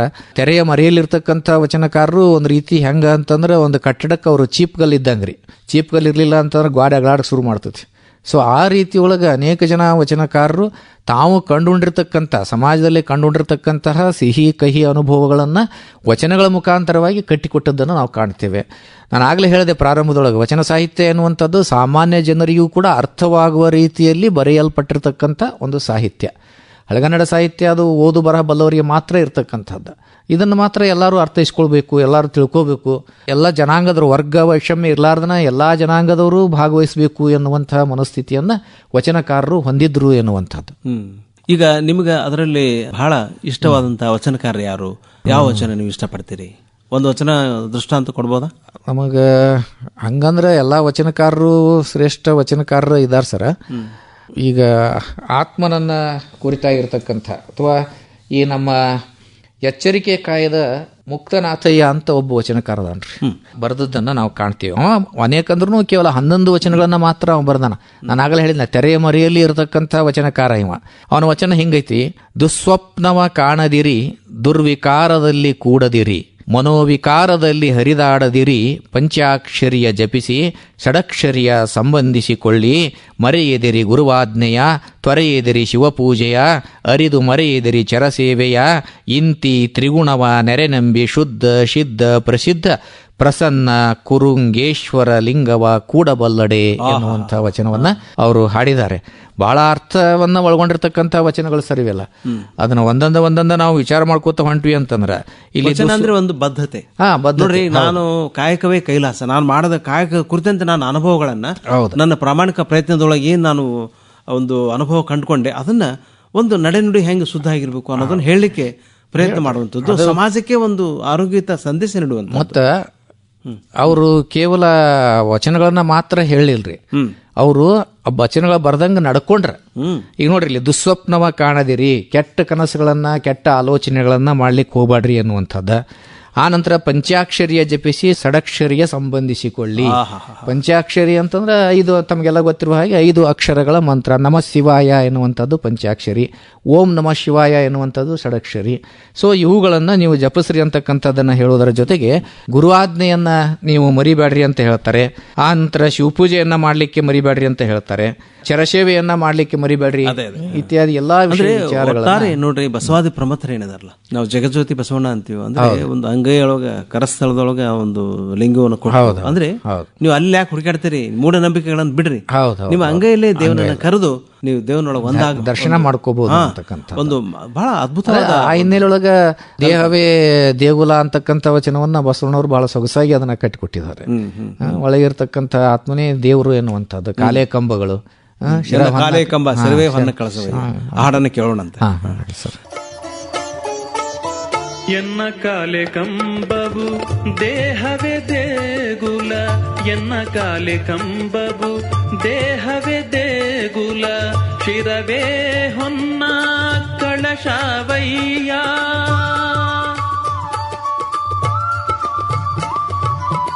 ಎನ್ನ ಕಾಲೆ ಕಂಬವು ದೇಹವೇ ದೇಗುಲ, ಶಿರವೇ ಹೊನ್ನ ಕಳಶವಯ್ಯ, ಶಿರವೇ ಹೊನ್ನ ಕಳಶವಯ್ಯ, ಶಿರವೇ ಹೊನ್ನ ಕಳಶವಯ್ಯ. ಉಳ್ಳವರು ಶಿವಾಲಯ ಮಾಡುವರಯ್ಯ, ಉಳ್ಳವರು ಶಿವಾಲಯ ಮಾಡುವರಯ್ಯ. ಡಾಕ್ಟರ್ ಜನಾರ್ದನ್ ಹಡಗಲಿಯವರೇ, ಸರ್ ಈಗ ನೋಡ್ರಿ, ನೀವು ಒಬ್ಬ ಒಳ್ಳೆಯ ಮೇರು ಸಾಹಿತಿಯಾಗಿ ರೂಪುಗೊಂಡಿರಿ. ತಮ್ಮ ರಚನೆಗಳ ಬಗ್ಗೆ ಹೇಳ್ರಿ. ಅಂದರೆ ಕನ್ನಡ ಸಾಹಿತ್ಯಕ್ಕೆ ತಮ್ಮ ಕೊಡುಗೆಗಳು, ಯಾಕಂದ್ರೆ ತಾವು ಸಾಕಷ್ಟು ಸಾಹಿತ್ಯದ ಸಂಪರ್ಕದೊಳಗಿದ್ದೀರಿ, ವಿದ್ಯಾರ್ಥಿ ಸಂಘದೊಳಗಿದ್ದೀರಿ. ನೀವು ಅಂದರೆ ಪ್ರತಿನಿತ್ಯ ಸಾಹಿತ್ಯ ಪರ ಚಟುವಟಿಕೆಗಳು ಅಲ್ಲಿ ಆಗೇ ಆಗ್ತಾವೆ. ನೀವು ಅದರಲ್ಲಿ ಅದರ ಭಾಗವಾಗಿ ತಮ್ಮ ಸಾಹಿತ್ಯದ ಒಂದು ಸಂಭ್ರಮ ಹೇಗಿದೆ, ಹೇಗೆ ಇವತ್ತು ಸಂಭ್ರಮ ಪಡುವಂತಹ ಸಾಹಿತ್ಯವನ್ನು ಅವೆಲ್ಲ ರಚಿಸಬೇಕಾಗಿದೆ? ಅದೇ ಈಗ ಹೆಂಗಿದೆ ಅಂದ್ರೆ ಸರ್, ನಾನು ಮೊದಲಿಗೆ ಹೇಳಿದ್ನಲ್ಲ, ಆಕಾಶವಾಣಿ ನಮ್ಮ ಸಾಹಿತ್ಯ ರಚನೆಗೆ ಪ್ರೇರಕ ಶಕ್ತಿ ಆಯಿತು ಅಂಥೇಳಿ. ಇವತ್ತಿನ ಸಾಹಿತ್ಯ ಎನ್ನುವಂಥದ್ದು ಮನಸ್ಸುಗಳನ್ನು ಕೂಡಿಸುವಂತಹ ಸಾಹಿತ್ಯವನ್ನು ನಾವು ರಚನೆ ಮಾಡಬೇಕು. ಮನಸ್ಸುಗಳನ್ನು ಒಡೆಯುವಂತಹ ಸಾಹಿತ್ಯ ರಚನೆ ಅದು ಸೂಕ್ತವಾಗಿರತಕ್ಕಂಥದ್ದಲ್ಲ ಎನ್ನುವಂಥದ್ದು. ನಾನು ಹಲವಾರು ಕೃತಿಗಳನ್ನು ರಚನೆ ಮಾಡಿದ್ದೀನಿ. ಆ ಕೃತಿಗಳಲ್ಲಿಯೂ ಕೂಡ ನಾನು ಹೇಳ್ತಕ್ಕಂಥದ್ದು ಏನು ಅಂತಂದ್ರೆ, ಪ್ರತಿಯೊಂದು ಲೇಖನದಲ್ಲಿ, ಇಲ್ಲಿ ಆಕಾಶವಾಣಿ ಕೂಡ ಅನೇಕ ಭಾಷಣಗಳನ್ನು ಕೂಡ ನಾನು ಮಾಡಿದ್ದೀನಿ ಸರ್. ಭಾಷಣ ಮಾಡೋ ಹೊತ್ತಿನೊಳಗೂ ಸಹಿತ ನೀವು ಹಿಂಗೆ ಮಾಡ್ರಿ ಅಂತ ಹೇಳಂಗಿಲ್ಲ. ನಾವೆಲ್ಲರೂ ಕೂಡ ಹಿಂಗೆ ಮಾಡೋಣ ಎನ್ನುವಂಥದ್ದು. ನೀವು ಅನ್ನೋದಕ್ಕಿಂತ ನಾವು ಹಿಂಗೆ ಮಾಡಿದ್ರೆ ಸಮಾಜ ಸ್ವಾಸ್ಥ್ಯವಾಗಿ ಇರ್ತೈತಿ ಎನ್ನುವಂತಹ ಆಲೋಚನೆ ಒಳಗೆ ಸಾಹಿತ್ಯ ರಚನೆ ಮಾಡಬೇಕು ಎನ್ನುವಂಥದ್ದು ನನ್ನ ಒಂದು ಅಭಿಲಾಷೆ ಆಗಿದೆ ಸರ್. ಆ ನಿಟ್ಟಿನೊಳಗೆ ಪ್ರತಿಯೊಬ್ಬ ಸಾಹಿತಿಯೂ ಕೂಡ ಒಳ್ಳೊಳ್ಳೆ ಸಾಹಿತ್ಯವನ್ನು ಅಂದರೆ ಒಳ್ಳೆ ರೀತಿಯೊಳಗೆ ಜನರ ಮನಸ್ಸಿಗೆ ಮುಟ್ಟುವ ಹಾಗೆ, ಜನರ ಮನಸ್ಸನ್ನು ಪರಿವರ್ತನೆ ಮಾಡುವ ಹಾಗೆ ಸಾಹಿತ್ಯ ರಚನೆ ಇರಬೇಕು ಎನ್ನುವಂಥದ್ದು ನನ್ನ ಒಂದು ಅಭಿಲಾಷೆಯಾಗಿದೆ. ಇದರೊಟ್ಟಿಗೆ ಕೇವಲ ಸಾಹಿತ್ಯ ಅಂತಂದ್ರೆ ಕಥೆ, ಕಾದಂಬರಿ ಇಂಥ ಇಷ್ಟ ಆಗಿ ನಿಲ್ಲೋದಿಲ್ಲ. ಅನೇಕ ನಾಟಕಗಳ ಮುಖಾಂತರವಾಗಿಯೂ ಕೂಡ ಸಮಾಜವನ್ನು ತಿದ್ದುವಂತಹ ಪ್ರಯತ್ನವನ್ನು ಸಾಹಿತಿಗಳು ಮಾಡಬೇಕಾದ ಅಗತ್ಯ ಇದೆ ಅಂತಕ್ಕಂಥದ್ದು ನನ್ನ ಅಭಿಪ್ರಾಯ ಸರ್. ಸಾಹಿತ್ಯ ರಚನೆಗಿಂತ ಸಾಹಿತ್ಯದ ಓದು ಎನ್ನುವಂಥದ್ದು ಬಹಳ ಮುಖ್ಯ ಆಗ್ತದೆ ಸರ್. ಮೊದಲಿಗೆ ನಾವು ಒಂದು 10 ಕಾವ್ಯಗಳನ್ನು ಓದಿದಾಗ ಒಂದು ಕಾವ್ಯವನ್ನು ಬರೆಯಬಲ್ಲಂಥ ಶಕ್ತಿ ನಮ್ಮ ಅಂತ್ಯಕ್ಕೆ ಬರ್ತದೆ. 10 ಕಾದಂಬರಿಗಳನ್ನು ಓದಿದಾಗ ಒಂದು ಕಾದಂಬರಿಯನ್ನು ಬರೆಯಬಲ್ಲೆ ಎನ್ನುವಂಥ ಸಾಮರ್ಥ್ಯ ಬರ್ತದೆ. ಅದಕ್ಕೆ ನಾವು ಏನು ಮಾಡ್ಬೇಕಂದ್ರೆ ಮೊದಲಿಗೆ ಬೇರೆದವರು ಬರೆದಿರ್ತಕ್ಕಂಥ ಸಾಹಿತ್ಯವನ್ನು ಓದ್ಕೋಬೇಕು. ಮೊದಲಿಗೆ ಓದ್ಕೊಂಡ ನಂತರ ಅದರಲ್ಲಿರ್ತಕ್ಕಂಥ ವಿಷಯ, ಶಬ್ದ ಸಂಪತ್ತನ್ನು ನಮ್ಮದನ್ನಾಗಿ ಮಾಡಿಕೊಂಡು ಆ ನಂತರ ನಾವು ಬರವಣಿಗೆಗೆ ತೊಡಗಿದಾಗ ಒಂದು ಉತ್ಕೃಷ್ಟವಾಗಿರ್ತಕ್ಕಂಥ ಸಾಹಿತ್ಯ ಸೃಷ್ಟಿಯಾಗಲಿಕ್ಕೆ ಸಾಧ್ಯತೆ ಇದೆ. ಸಾಕಷ್ಟು ಕಾವ್ಯ ಇವುಗಳನ್ನ ನಾನು ಲೇಖನಗಳನ್ನ ಬರೆದಿದ್ದೀನಿ ಸರ್. ಹೆಚ್ಚಾಗಿ ಬರೆದಿರ್ತಕ್ಕಂಥ ಲೇಖನಗಳು ಅದನ್ನ ಹೇಳಿದ್ನಲ್ಲ, ಒಂದು ರೀತಿಯೊಳಗ ಮನಸ್ಸಿನೊಳಗ ಮೌಲ್ಯಗಳನ್ನ ಬಿತ್ತುವ ರೀತಿಯೊಳಗ ಸಾಹಿತ್ಯ ರಚನೆ ಎನ್ನುವಂಥದ್ದು ಇರಬೇಕು ಎನ್ನುವಂಥದ್ದು ಬಹಳ ಮುಖ್ಯ ಸರ್. ಈಗ ಜನದ ತಡಗಲವ್ರೆ, ಕರ್ನಾಟಕ ವಿದ್ಯಾರ್ಥಿ ಸಂಘದೊಳಗೆ ತಾವಿದ್ದೀರಿ, ಕಾರ್ಯಕಾರಿ ಸಮಿತಿ ಸದಸ್ಯರಿದ್ದೀರಿ. ಕರ್ನಾಟಕ ವಿದ್ಯಾರ್ಥಿ ಸಂಘ ಧಾರವಾಡದಲ್ಲಿ ಸಾಕಷ್ಟು ಪ್ರಥಮಗಳಾಗ್ಲಿಕ್ಕೆ ಅದು ಒಂದು ಕಾರಣ. ಇವತ್ತು ಕನ್ನಡ ಕಾಲೇಜು ಆಗಿರ್ಬೋದು, ನಮ್ಮ ಆಕಾಶವಾಣಿ ಆಗಿರ್ಬೋದು, ಅಂದ್ರೆ ಸಾಕಷ್ಟು ಸಾಂಸ್ಕೃತಿಕ ಸಂಘಟನೆಗಳು ಕರ್ನಾಟಕ ವಿಶ್ವವಿದ್ಯಾಲಯ ಒಂದು ತನ್ನದೇ ಆದ ಕೊಡುಗೆಯನ್ನು ನೀಡಿದೆ. ಕರ್ನಾಟಕ ಏಕೀಕರಣ ಚಳುವಳಿಯಲ್ಲೂ ಕೂಡ ಬಹಳಷ್ಟು ಪ್ರಮುಖವಾಗಿರ್ತಕ್ಕಂಥ ಪಾತ್ರವನ್ನು. ಹೇಗೆ ಕನ್ನಡ ತಾಯಿಗೆ ಯಾವ ರೀತಿ ಸಂಭ್ರಮ ಪಡುವಂತ ವಾತಾವರಣವನ್ನ ನಮ್ಮ ವಿದ್ಯಾರ್ಥಿ ಸಂಘ, ನೀವು ಬಂದಾಗಲ್ಲಿ ಪಾಟೀಲ್ ಪುಟ್ಟಪ್ಪ ಅವ್ರು ಕೊಡುವಂತ ಜಾಗ ಹಿಂದ್ಗಡೆ ನೋಡ್ತೀವಿ, ಆಳ್ ಕನ್ನಡ ತಾಯಿ, ಬಾಳ್ ಕನ್ನಡ ತಾಯಿ ಅಂತ ಹೇಳಿ ನೋಡ್ತೀವಿ. ಅಂದ್ರೆ ಆಡಳಿತ ಭಾಷೆಯು ಕನ್ನಡ ಆಗ್ಬೇಕು, ನಮ್ಮ ಮನೆ ಭಾಷೆನೂ ಕನ್ನಡ ಆಗ್ಬೇಕು ಅನ್ನೋದು ಒಂದು ಇಷ್ಟು ಅದ್ಭುತವಾಗಿ ಹೇಳಿದಾರಲ್ಲ, ನೋಡಿ ನಮ್ಗೆ ಬಹಳ ರೋಮಾಂಚನ. ಅಲ್ಲಿ ಕಾರ್ಯಕ್ರಮ ಕೊಟ್ಟವಾಗ್ಲೇ ನಮ್ಗೆ ಸಂತೋಷ. ಹೀಗೆ ಕರ್ನಾಟಕ ವಿದ್ಯಾರ್ಥಿ ಸಂಘ ಕನ್ನಡ ಸಾಹಿತ್ಯದ ಅಭಿವೃದ್ಧಿಗೆ ಇವತ್ತು ಪ್ರತಿನಿತ್ಯ ಕಾರ್ಯಕ್ರಮಗಳು ಮಾಡ್ತಾರಲ್ಲ, ಬರುವಂತಹ ಒಂದು ವಿವಿಧ ರೀತಿಯ ಒಂದು ಕೇಳುಗರು, ಒಂದು ಸಾಹಿತ್ಯ ಆಸಕ್ತರು, ಹೇಗೆ ಅವರಲ್ಲಿ ಒಂದು ಆಸಕ್ತಿಯನ್ನ ಮೂಡಿಸಲಿಕ್ಕೆ ಸಹಾಯ? ಒಂದು 136 ವರ್ಷಗಳ ಇತಿಹಾಸವನ್ನು ಹೊಂದಿರತಕ್ಕಂಥ ಕರ್ನಾಟಕ ವಿದ್ಯಾವರ್ಧಕ ಸಂಘದ, ನೀವು ಹೇಳಿದ ಹಾಗೆ ಕರ್ನಾಟಕ ಏಕೀಕರಣದ ಸಲುವಾಗಿನ ಪ್ರಾರಂಭ ಆದದ್ದನ್ನ ಅಲ್ಲಿಂದ ಅನೇಕ ದತ್ತಿಗಳನ್ನು ಅಲ್ಲಿ ಇಟ್ಟಿದ್ದಾರೆ ಸರ್. ದತ್ತಿದಾನಿಗಳು ಇವತ್ತು ಜೀವಂತ ಕೆಲವೊಬ್ಬರು ಇಲ್ಲ. ಅವ್ರು ಇಲ್ಲ ಅಂದ್ರೆ ಅವ್ರ ದತ್ತಿ ನಾವು ಕ್ಯಾನ್ಸಲ್ ಮಾಡಬೇಕು ಅಂತಕ್ಕಂಥದ್ದಿಲ್ಲ. ಅವ್ರು ಇಲ್ಲದೇ ಇದ್ರೂ ಕೂಡ ಆ ದತ್ತಿಗಳು ನಿರಂತರವಾಗಿ ನಡ್ಕೊಂಡು ಬರ್ತಾ ಇದ್ದಾವೆ. ಮತ್ತು ದಿನನಿತ್ಯ ಆಕರ್ಷಕ ಸಹೃದಯರನ್ನ, ಆಸಕ್ತಕ ಕೇಳುಗರನ್ನ ಕರ್ನಾಟಕ ವಿದ್ಯಾವರ್ಧಕ ಸಂಘ ಅದು ದಿನನಿತ್ಯ ವಿವಿಧ ಕಾರ್ಯಕ್ರಮಗಳನ್ನು ಆಯೋಜನೆ ಮಾಡ್ತಾ ಬಂದಿದೆ. ಈ ನವೆಂಬರ್ ತಿಂಗಳ ಪೂರ್ತಿ ಅಂತೂ ಅದು ಇಡೀಯಾಗಿ ವಿವಿಧ ಕಾರ್ಯಕ್ರಮಗಳನ್ನು ಬೇರೆ ಬೇರೆ ಕಲಾವಿದರನ್ನ, ರಾಜ್ಯಾದ್ಯಂತ ಬೇರೆ ಬೇರೆ ಕಲಾವಿದರನ್ನ ಕರೆಯಿಸಿ ಉತ್ಕೃಷ್ಟವಾಗಿರ್ತಕ್ಕಂಥ ಕಾರ್ಯಕ್ರಮಗಳನ್ನು ಕೂಡ ಅದು ಮಾಡ್ತಾ ಬರ್ತಾ ಇದೆ. ಅದರೊಟ್ಟಿಗೆ 9 ಮಂಟಪಗಳಿದಾವೆ ಅಲ್ಲಿ, ಬೇರೆ ಬೇರೆ 9 ಮಂಟಪಗಳು. ಅದು ಒಂದೊಂದು ಮಂಟಪಕ್ಕೆ ಒಬ್ಬೊಬ್ಬರು ಸಂಚಾಲಕರು, ಕಾರ್ಯಕಾರಿ ಸಮಿತಿ ಸದಸ್ಯರು, ಮಂಟಪದ ಸದಸ್ಯರು ಇರ್ತಾರೆ. ಪ್ರತಿ ತಿಂಗಳಿಗೊಮ್ಮೆ ಅಥವಾ 2 ತಿಂಗಳಿಗೊಮ್ಮೆ ರಾಜ್ಯದ ಬೇರೆ ಬೇರೆ ಕಡೆ ಹೋಗಿ ಕಾರ್ಯಕ್ರಮಗಳನ್ನು ಆಯೋಜನೆ ಮಾಡಬೇಕು ಎನ್ನುವಂಥ ಉದ್ದೇಶದಿಂದ 9 ಮಂಟಪಗಳು ಕೂಡ ಇವತ್ತು ಬಹಳ ಒಳ್ಳೆಯ ಕೆಲಸಗಳನ್ನ ಅವು ಮಾಡ್ತಾ ಇದ್ದಾವೆ. ಪಾಟೀಲ ಪುಟ್ಟಪ್ಪನವರ 50 ವರ್ಷ ಏನು 53 ವರ್ಷ ಅದರ ಅಧ್ಯಕ್ಷರಿದ್ದರು. ಅವತ್ತಿನಿಂದನೂ ಕೂಡ ಇವತ್ತಿನೊಳಗೂ ಯಾವುದೇ ರೀತಿಯ ಬದಲಾವಣೆ ಆಗಲಾರ್ದ, ಇವತ್ತ ಚಂದ್ರಕಾಂತ್ ಬೆಲ್ಲದವರ ಅಧ್ಯಕ್ಷತೆ ಒಳಗೆ ಇದ್ರೂ ಕೂಡ ಇರತಕ್ಕಂತಹ ಕಾರ್ಯಕಾರಿ ಸಮಿತಿಯ ಸದಸ್ಯರು ಒಳ್ಳೆ ಹುರುಪಿನಿಂದ ಕೆಲಸವನ್ನ ಮಾಡ್ತಾ ಇದ್ದಾರೆ. ಮತ್ತು ಅದರದೇ ಆಗಿರ್ತಕ್ಕಂಥ ಕೆಲವೊಂದಿಷ್ಟು ಈಗ ಗ್ರಂಥಾಲಯ ವ್ಯವಸ್ಥೆ ಅನ್ನುವಂಥದ್ದು ಬಹಳ ಉತ್ಕೃಷ್ಟವಾಗಿ ಗ್ರಂಥಾಲಯದ ಸಿದ್ಧತೆ ಎನ್ನುವಂಥದ್ದಾಗೈತಿ. ಮತ್ತು ಅಲ್ಲಿ ನಡೆಯತಕ್ಕಂಥ ಪ್ರತಿಯೊಂದು ಕಾರ್ಯಕ್ರಮವೂ ಕೂಡ ಒಂದು ಕರ್ನಾಟಕ ವಿದ್ಯಾವರ್ಧಕ ಸಂಘ ತನ್ನದೇ ಆಗಿರ್ತಕ್ಕಂಥ ಒಂದು ಯೂಟ್ಯೂಬ್ ಚಾನಲ್ನ ಪ್ರಾರಂಭ ಮಾಡಿದೆ. ಇನ್ನೊಂದು ಮುಖ್ಯವಾಗಿರ್ತಕ್ಕಂಥದ್ದು ಏನು ಅಂತಂದ್ರೆ ಕರೆಕ್ಟ್ ಟೈಮ್ ಮೇಂಟೈನ್ ಮಾಡ್ತಾ ಇದ್ದೀವಿ. 6 ಗಂಟೆಗೆ ಶುರುವಾಗಿ 8 ಗಂಟೆಗೆ ಮುಗಿಬೇಕು ಅಂದ್ರೆ 8 ಗಂಟೆಗೆ ಮುಗಿಬೇಕು. ಸಾಹಿತ್ಯಿಕ ಪರಿಸರವನ್ನ ಧಾರವಾಡದಲ್ಲಿ ಮೂಡಿಸಲಿಕ್ಕೆ ವಿದ್ಯಾವರ್ಧಕ ಸಂಘದ ಕೊಡುಗೆ ಅನನ್ಯವಾಗಿದೆ.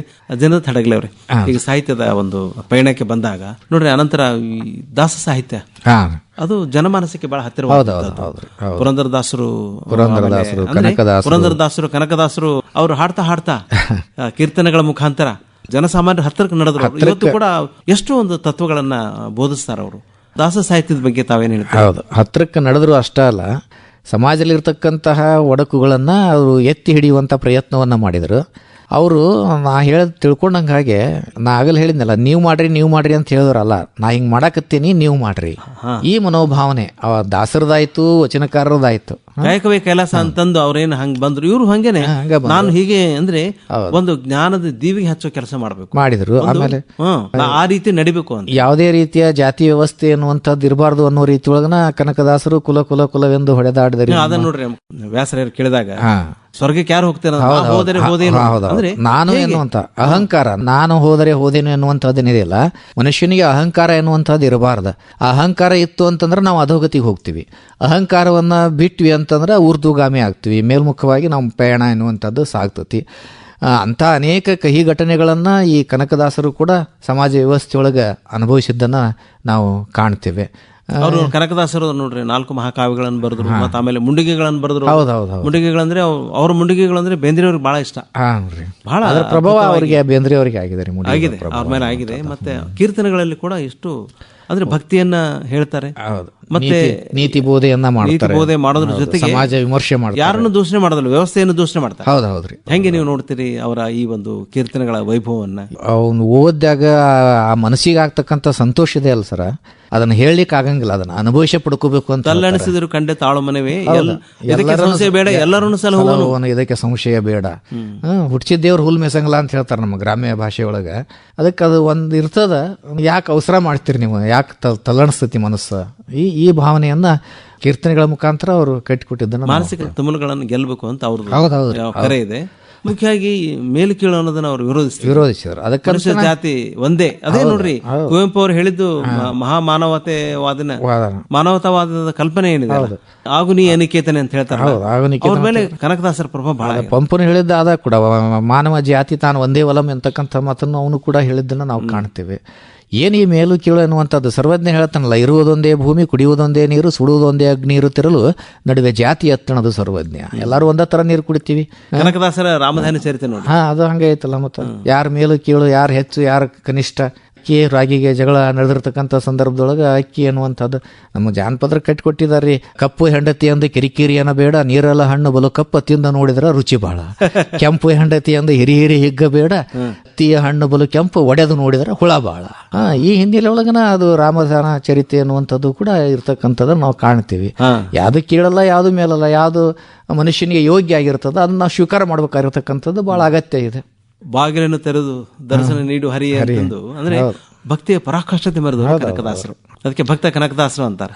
ಒಂದು ಏನಂತಾರ, ಮನಸ್ಸು ಸ್ವಚ್ಛ ಇತ್ತು ಅಂದ್ರೆ ದೈವ ತನ್ನಷ್ಟಕ್ಕೆ ತಾನ ಒಲಿತೈತಿ ಅನ್ನುವಂಥದ್ದು. ನಮ್ಮ ಜಾನಪದರನ್ನೇ ಅದರ ಭಾವನೆ ಶುದ್ಧ ಇದ್ರೆ ಭಾಗ್ಯಕ್ಕೇನು ಕೊರತಿ ಅನ್ನುವಂಥ ಮಾತನ್ನು ಹೇಳ್ತಾರೆ. ನಾನು ಮಾಡ್ತಕ್ಕಂಥ ಆಲೋಚನೆಗಳು ವಿಚಾರಗಳು ಪರಿಶುದ್ಧವಾಗಿದ್ದು ಅಂತಂದ್ರೆ ಭಾಗ್ಯ ದೇವತೆ ನಮ್ಮ ಬೆನ್ನ ಹತ್ತಿ ಬರ್ತಾಳೆ, ಕೆಟ್ಟದಾಗಿತ್ತು ಅಂತಂದ್ರೆ ಬರ್ತಕ್ಕಂಥ ಭಾಗ್ಯ ದೇವತೆ ನಮ್ಮಿಂದ ದೂರ ಹೋಗ್ತಾಳೆ.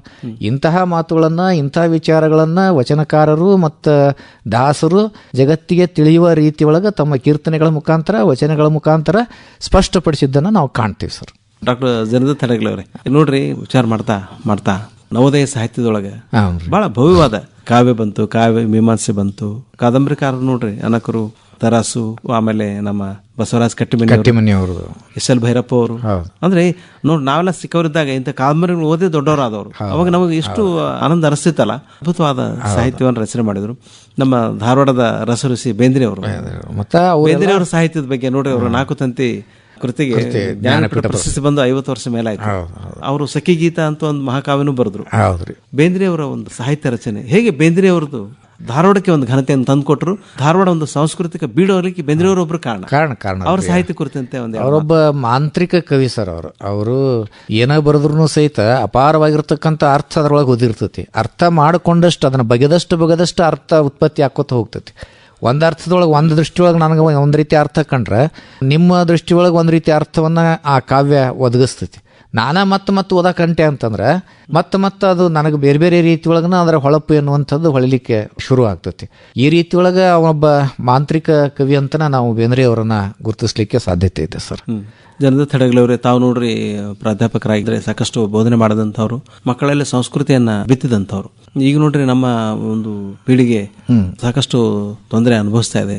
ಮಕ್ಕಳನ್ನ ಆಂಗ್ಲ ಭಾಷೆಗೆ ಸೇರಿಸಿ ಈಗ ಮನೆ ಒಂದು ಒಡೆದು ಬಾಗಿಲಾದಂಗೆ ಆಗ್ಬಿಟ್ಟಿದೆ. ಅಂದ್ರೆ ಒಂದು ನಮ್ಮ ಕನ್ನಡ ಭಾಷೆ, ಕನ್ನಡ ಸಂಸ್ಕೃತಿ ಅನ್ನೋದು ದೂರ ಹೋದ್ಮೇಲೆ ಈ ಮನೆ ಯಾಕೆ ಅನ್ನೋ ಭಾವನೆ, ಅಂದ್ರೆ ನಾ ಬೇರೆ ಕಡೆ ಇರ್ತೀನಿ ಅನ್ನೋ ಭಾವನೆ ಬಂದ್ಬಿಟ್ಟದ. ಅಂದ್ರೆ ಈ ಕನ್ನಡ ಒಂದು ತಾಯಿಯ ಒಂದು ನಾವು ಮರೆತರೆ ಹೇಗೆ ನಮಗೆ ಅದೊಂಥರ ಸಾಕಷ್ಟು ಮಾನಸಿಕ ಶಾಂತಿಯನ್ನು ಕಳ್ಕೊಳ್ತೀವಿ. ಒಂದೇನಾಗಿದೆ ಸರ್, ಈಗ ಇಂಗ್ಲಿಷ್ ಮೀಡಿಯಂ ಅಂತ ನಾವು ಹೋಗ್ತೇವಲ್ಲ, ಕನ್ನಡ ಮಾಧ್ಯಮದಲ್ಲಿ ಕಲಿಯುವಂತ ಸಂದರ್ಭದೊಳಗ ನಮಗೆಲ್ಲ ನಮ್ಮ ಸರ್ಗಳ ಒಂದು ರೀತಿಯೊಳಗ ಮೌಲ್ಯಗಳನ್ನ ಬಿತ್ತುತ್ತಾ ಇದ್ರು, ಒಳಗಡೆ ಆದರ್ಶ ಮೌಲ್ಯಗಳನ್ನ ಬಿತ್ತುತ್ತಾ ಇದ್ರು, ಸಂಸ್ಕೃತಿ ಸಂಸ್ಕಾರವನ್ನ ಹೇಳ್ಕೊಡ್ತಾ ಇದ್ರು. ಈ ಇಂಗ್ಲಿಷ್ ಮೀಡಿಯಂ ಸ್ಕೂಲಿಗೆ ನಾನು ಕಂಡುಕೊಂಡಿರೋ ಹಾಗೆ ಅವರಿಗೆ ಸಂಸ್ಕೃತಿ ಸಂಸ್ಕಾರವನ್ನ ಹೇಳ್ಕೊಡ್ತಕ್ಕಂಥದ್ದು ಬಹಳ ಕಡಿಮೆ ಸರ್. ಆ ಹಿನ್ನೆಲೆ ಒಳಗೆ ಈಗ ಇನ್ನೂ ಒಂದು ಏನಾಗ್ತದ, ಗಂಡ ಹೆಂಡತಿ ಇಬ್ಬರು ನೌಕರಿ ಮಾಡ್ತಿದ್ರು ಅಂತಂದ್ರೆ ಆ ಮಗನ್ನ ಸ್ಕೂಲ್ಗೆ ಬಿಡ್ತಾರ. ಸ್ಕೂಲ್ ಬಿಟ್ಟ ಮೇಲೆ ಅವರು ಎಲ್ಲೋ ಒಂದು ಕಡೆ ಸ್ಟೇ ಹೋಮೋ ಹಿಂಗೇನೋ ಇರ್ತಾವಲ್ಲ, ಅಲ್ಲಿ ಬಿಟ್ಟು ಹೋಗ್ಬಿಡ್ತಾರೆ. ಇವು ಗಂಡ ಹೆಂಡತಿ ಕೆಲಸ ಮಾಡಿ ಬರೋಷ್ಟೊತ್ತಿಗೆ ಆ ಮಗು ಮಕ್ಕೊಂಡಿರ್ತೈತಿ, ಮಲ್ಕೊಂಬಂದು ಮಗುವನ್ನ ಮನೆಯೊಳಗೆ ಮಲಗಿಸ್ತಾರ. ನೌಕರಿಗೆ ಲಘು ಹೋಗ್ಬೇಕಾಗ್ತಿರ್ತೈತಿ, ಆ ಮಗುನ ಅಲ್ಲಿ ಬಿಟ್ಟು ಹೋಗ್ಬಿಡ್ತಾರ. ಹೀಗಾಗಿ ತಂದೆ ತಾಯಿಗಳ ಬಗ್ಗೆ ಆ ಮಗುವಿನಲ್ಲಿ ಒಂದು ರೀತಿಯ ಗೌರವದ ಭಾವನೆ ಬೆಳಿಲಿಕ್ಕೆ ಸಾಧ್ಯ ಇಲ್ಲ. ಆ ಮಗು ಬೆಳಿತೈತಿ, ದೊಡ್ಡದಾಗ್ತೈತಿ, ದೊಡ್ಡದಾದ್ಮೇಲೆ ಅದು ವಿಚಾರ ಮಾಡ್ತೈತಿ, ನನ್ನ ನೀವು ಈ ರೀತಿ ಒಳಗೆ ಸಣ್ಣವ ಇದ್ದಾಗ ಇಂಥಲ್ಲಿ ಇಟ್ರಿ, ನಾ ಯಾಕೆ ನಿಮ್ಮನ್ನ ವೃದ್ಧಾಶ್ರಮದಲ್ಲಿ ಇಡಬಾರ್ದು ಅನ್ನುವಂಥ ಮನಸ್ಥಿತಿ ಸಹಜವಾಗಿ ಆ ಮಗುವಿನ ಮನಸ್ಸಿನಲ್ಲಿ ಮೂಡ್ತಕ್ಕಂಥದ್ದನ್ನು ನಾವು ಕಾಣ್ತೀವಿ. ಅಂದರೆ ಪ್ರೀತಿಯಿಂದ ಯಾವ ಮಗು ವಂಚಿತ ಆಗಿರ್ತೈತಿ ಬಾಲ್ಯದಲ್ಲಿ, ಆ ಪ್ರೀತಿಯಿಂದ ವಂಚಿತವಾಗಿರ್ತಕ್ಕಂಥ ಆ ಮಗು ಬೆಳೆದು ದೊಡ್ಡದಾದ ಮೇಲೆ ಆ ಪ್ರೀತಿಯನ್ನು ತನ್ನ ತಂದೆ ತಾಯಿಗೆ ಕೊಡಲಿಕ್ಕೆ ಸಾಧ್ಯ ಆಗೋದಿಲ್ಲ ಎನ್ನುವಂಥದ್ದನ್ನು ನಾನು ಕಂಡುಕೊಂಡಿರ್ತಕ್ಕಂಥ ಸತ್ಯ ಸರ್. ಇದು ಬಹಳ ಸಂತೋಷ ಜನದ ತಡಗಲವ್ರೆ. ನೋಡ್ರಿ, ಇಲ್ಲಿ ತನಕ ಅದ್ಭುತವಾಗಿ ಸಾಹಿತ್ಯದ ನಡಿಗೆ ಬಗ್ಗೆ ನಾವು ಮಾತಾಡಿದ್ವಿ. ಮತ್ತು ಮುಖ್ಯವಾಗಿ ತಾವು ಏನು ವಿದ್ಯಾರ್ಥಿ ಸಂಘದಲ್ಲಿ ಇದ್ರಲ್ಲ, ಅದರ ಒಂದು ಹೆಚ್ಚುಗಾರಿಕೆ ಬಗ್ಗೆನೂ ಮಾತಾಡಿದಂಗಾಯ್ತು. ಸಾಹಿತ್ಯದ ಒಂದು ಮೌಲ್ಯಗಳನ್ನು ನಾವು ಅರ್ಥ ಮಾಡ್ಕೊಂಡಾಗ ಬದುಕಿನಲ್ಲಿ ನಮಗೆ ಒಂದು ಯಶಸ್ಸನ್ನು ಪಡೆಯಲಿಕ್ಕೆ, ಒಂದು ವಿಜೃಂಭಿಸಲಿಕ್ಕೆ, ನಮಗೆ ಒಂದು ಸಂಭ್ರಮಿಸಲಿಕ್ಕೆ ಒಂದು ಉತ್ತಮ ಅವಕಾಶ ಸಿಗ್ತದ ಅನ್ನೋದನ್ನ ತಮ್ಮ ಮಾತುಗಳೆಲ್ಲ ತಿಳ್ಕೊಂಡ್ವಿ. ಸಾಹಿತ್ಯ ಸೌರಭ ಕಾರ್ಯಕ್ರಮದೊಳಗೆ ತಾವು ಮಾತಾಡಿ ಇಲ್ಲಿ ತನಕ ಸಾಹಿತ್ಯದ ಕುರಿತಂತೆ ಒಂದು ಉತ್ತಮವಾದ ಬೆಳಕು ಚೆಲ್ಲೋ ಮಾತುಗಳನ್ನು ಹೇಳಿದ್ದಕ್ಕೆ ನಮ್ಮೆಲ್ಲ ಆತ್ಮೀಯ ಕೇಳುಗರ ಪರವಾಗಿ ಹೃತ್ಪೂರ್ವಕ ಅಭಿನಂದನೆಗಳು, ಧನ್ಯವಾದಗಳು, ನಮಸ್ಕಾರ. ನನಗೂ ಇಲ್ಲೇ ಕರೆದ ಈ ವಿಷಯಗಳನ್ನು ಮಾತಾಡಲಿಕ್ಕೆ ಅವಕಾಶವನ್ನ ಮಾಡಿಕೊಟ್ಟಿದ್ದಕ್ಕಾಗಿ ಚೋಳಿನ್ ಸರ ತಮಗೂ ಕೂಡ ತುಂಬ ಹೃದಯದ ನಮಸ್ಕಾರಗಳು, ಧನ್ಯವಾದಗಳು, ಶರಣಾರ್ಥಿಗಳು, ನಮಸ್ಕಾರ. ಇದುವರೆಗೂ ಸಾಹಿತ್ಯದಲ್ಲಿ ಸಂಸ್ಕೃತಿ ಈ ಕುರಿತು ನಿವೃತ್ತ ಕನ್ನಡ ಪ್ರಾಧ್ಯಾಪಕರು ಹಾಗೂ ಸಾಹಿತಿಗಳಾದ ಡಾಕ್ಟರ್ ಜಿನದತ್ ಹಡಗಲಿ ಅವರೊಂದಿಗೆ ಮಾತುಕತೆ ಕೇಳಿದಿರಿ. ಕಾರ್ಯಕ್ರಮ ಪ್ರಸ್ತುತಿ ಶರಣಬಸವ ಚೋಳಿನ್, ಪ್ರಸ್ತುತಿ ನೆರವು ರಾಖಿ ಹಾನಗಲ್. ಇದಾಗಿತ್ತು ಇಂದಿನ ಸಾಹಿತ್ಯ ಸೌರಭ.